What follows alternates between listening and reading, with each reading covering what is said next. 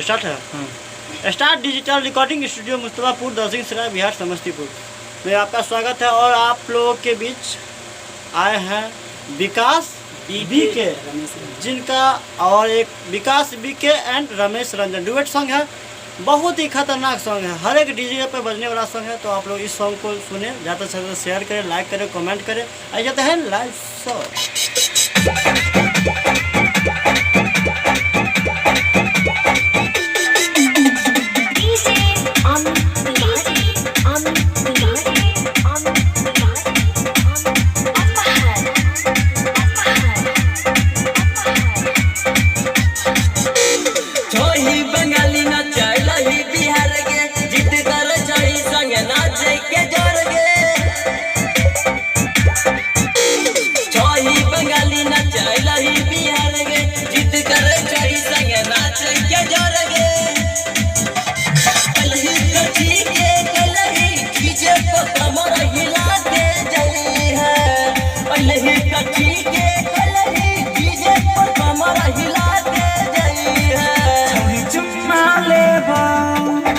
जान चुम्मा लेबो होठबे में होठवा सटा के, जान चुम्मा लेबो होठबे में होठवा सटा के जान।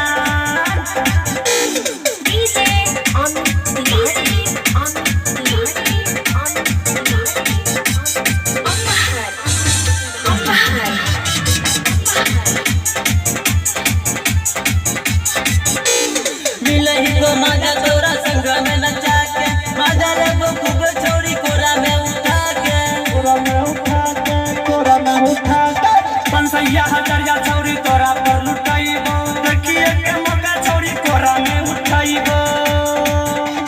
पता ही कहूं तोरा देखिए के गेलो सब पगला के, पता ही कहूं तोरा देखिए के गेलो सब पगला के। छोरी चुम्मा लेबो, जान चुम्मा लेबो होठबे में होठवा सटा के, जान चुम्मा लेबो होठबे में होठवा सटा के जान।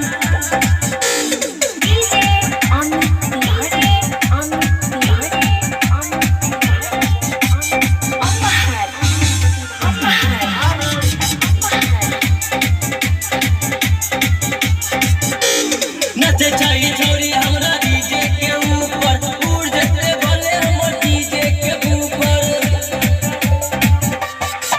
हाँ नचे चाहिए छोरी हमरा डीजे के ऊपर, उड़ जते बोले हम डीजे के ऊपर। रमेश रंजन विकास BK रहो तू हमसे सटके, रमेश रंजन विकास BK रहो तू हमसे सटके। छोरी चुम्मा लेबो, जान चुम्मा लेबो होठबे में होठवा सटा के, जान चुम्मा लेबो होठबे में होठवा सटा के जान। तो प्रेम से बोले सत्यनारायण भगवान की जय।